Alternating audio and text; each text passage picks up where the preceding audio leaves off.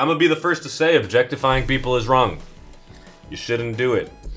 But if you had to, you'd pick someone who is incredibly sexy to rate other sexy people. So I have descended from the heavens to give my opinions on the hottest JJK characters. You forced my hand. You've simply forced my hand. You've been asking for this, so I did it.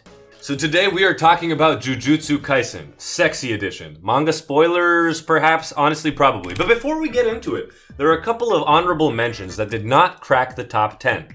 First of all, Gaku Ganji. Reason being, he looks good for someone born in the same fucking year as Adam and Eve, because I guarantee you this guy was born in -400 BC. He also plays guitar, which as we know, musicians, incredibly sexy, they ooze hotness, but I still hate him. Gaku Ganji, I fucking hate you. Next up for the honorable mentions, we've also got Mekamaru. I mean, he rizzed up a girl as the Iron Giant. He's not actually particularly attractive in my opinion, but hey, credit where credit is due, man. Game, recognize gang. And our last honorable mention is Kenjaku himself. Reason being, nurse. Nurse. But finally, it is time to talk about the top 10 hottest JJK characters and give reasons. All of this is my opinion. Leave in the comments down below what you would change or what you disagree with, or what you agree with. Starting off at number 10, we've got Papa Raga. And I mean, I know, it's a weird one. You weren't expecting this, but listen to the justification. First of all, he's daddy. He's a great stepfather. He's a great father to Megumi. I mean, this is something that just can't be understated. He also has the incredible ability of adapting to any of your pleasure-wanting needs. Man, whatever you want, whatever you're attracted to, boom, Mahoraga's got you. In fact, if you want a breadwinner, Mahoraga's got you. If you want a stay-at-home dad, Mahoraga's got you. If you want a big, muscular man, Mahoraga's got you. Next up, it's not always about looks. I don't like objectifying people just about looks. He's highly intelligent. He's a great tutor. He managed to tutor Suki-kun into beating Gojo. That is a defeat that is just simply indescribable. Actually, fuck personality. We know that all that matters is actually just looks and class. And I mean, he's high society. He's the highest tier in his socioeconomic class. Specifically that being Shikigami. And if I haven't convinced you yet to want to date Mahoraga, he's also like 12 feet tall. And we know that height is literally the most important thing ever. So Mahoraga, I must congratulate you in cracking the top 10 of the hottest JJK characters. It's a tough list to crack. Number 9, knows what he's doing, Naoya. You cannot spell sexiest without sexist. I mean, what a base lord. Gege is giving us all the information. He's presenting us the information. He's actually pretty hot. He looks like Gojo. I've said this in Naoya's video. Gege likes drawing Naoya. I guarantee you. You cannot tell me, based off this picture, that Gege does not think Naoya is a good-looking guy. And before you get mad at me for putting Naoya at number 9, just listen to the justification. There's a reason, trust me. He plays Toji. He knows what style really is, because Toji, at the end of the day, spoiler alert, is one of the sexier characters in JJK. But what really sets him apart from a lot of other characters is that his domain expansion is a uterus, so he probably knows female anatomy really well. So while Mahoraga can adapt to your pleasure-wanting needs, Naoya already knows them ahead of time. And you might be saying, Luca, I don't have a vagina. Well, guess what? Naoya's a dick, so he probably knows male anatomy really well too. Quick round of applause for Naoya. Next up, we've got number 8, almost a goth boyfriend, Geto. Sad boy vibes, big time. If you're into this kind of vibe, Geto is the guy for you. And if you're afraid of being alone, don't worry, because he canonically had hella people following him / loving him, including Nipple Man, including Miguel. Maybe the only black person in the series, question mark? Geto is the only character who canonically has attractiveness that transcends ethnicities. And he also had a 50-50 chance that Gojo was in love with him. I mean, when Gojo loves someone, Gojo makes mosaics on the wall. It's just fact. Now, Geto also had that damn smile. And when you have that damn smile, you look good. He's a man with dreams and passion. And that is sexy, objectively. Yes, his dreams, his passions were incredibly racist and ableist, but hey, pursue what you want to do. And while he's not based in that regard, he is based because he wanted to save Rika from someone 6 years older than her. And no, that's not a huge age gap, but it's pretty big when it's 17 and 11. And last but not least, if that's not turned you on to Geto so far, he is a professional swallower. Next up, we've got number 7, Meishi Shime Utahime, the first woman on the list. Because JJK is a sauce fest. And by sauce, I mean sausage. Oh hey, just checking out my chiseled jawline. What can we say about Utahime that hasn't already been said? I mean, she gives generally cute vibes. You can't even discredit that. She's easy to make fun of and anchor, and I mean, you kind of want that in a partner, someone who can take those jokes, perhaps dish them back, perhaps throw some green tea at you, you know what I'm saying. She's also extremely supportive, and that's simply something that you need to have in a committed relationship. Not only that, she's also a teacher. So to some of you guys who have that fetish, boom, home run. She might as well be number one. But my two personal favorite things about her is that she's one of the few women who are of age in JJK, and she also had that one outfit in that one scene. You know exactly what I'm talking about. This scene alone put her at number 7. Next up, we've got number 6, a working man. You know who it is, the man's man, Nanami. Woo-hoo-hoo, sexy, sexy, sexy. In a different way than a lot of different characters. Nanami, even more than Paparaga, gives big time daddy vibes. I mean, just look at the man. He's an average, hard-working guy, both blue and white collar. He can get his hands dirty, and don't tell me JJK Sorcery is not my blue collar job, and he can work at like a trust fund, a hedge fund, whatever. But even if he's a white collar guy, just like myself, he's got thick forearms, strong traps, and a tight chest. I mean, Nanami is someone that you can touch and feel the strength of.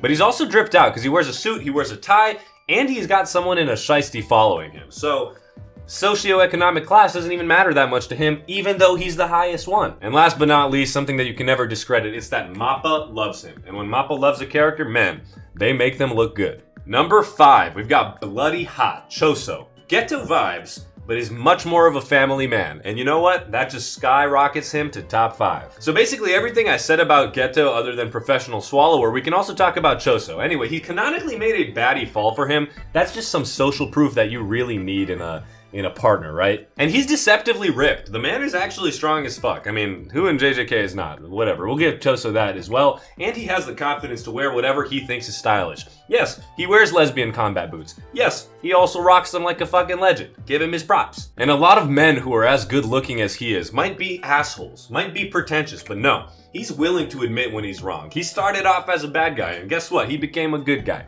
This means that in any argument you have with Choso, he is willing to take the losing side. And last but not least, much more important than any of this wishy-washy bullshit, he can control the blood in his body. You know what that means. Don't pretend like you don't. At number 4, these guys are basically interchangeable, but let's get to it. Number 4, Art Mimics Life, Toji, a jacked fiend. Jim Bro motivation himself. When he came up on season 2, animated, oh my god, the world went wild. People know who Toji is without ever watching JJK, without ever hearing the word anime. And you might be asking the question, why does Art mimic life? Well, he drinks, he gambles, he's a deadbeat, and at the end of the day, people are attracted to him because of it. And no, he's never canonically drank on camera, on screen, but you can't tell me that he doesn't. He just seems like the type. He looks like a super macho manly man, but he also has a goofy side. I mean, he hates children. What a silly little guy. It just makes you want to pinch his cheeks. Without joking though, he does have aura that absolutely transcends the fourth wall. It makes people want to be him. It makes people want to be him for Halloween, get as ripped as him. And he has badass powers and fight scenes, which immediately elevates characters in terms of hotness. And last but not least, he also has that social proof because he has a literal child and a wife. So he can do it.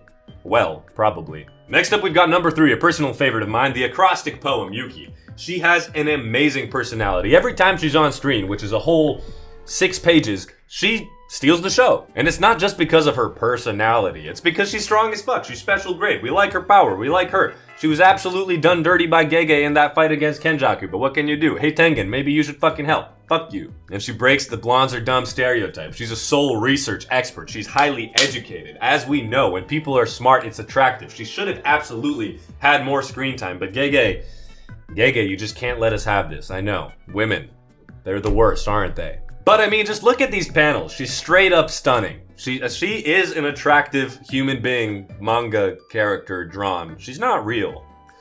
She's not real, Luca.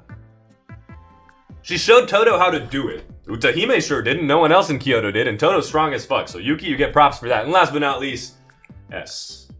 And for the top 2, it's ironic who the top 2 are when you think about this first. Number 2, this is what personality does.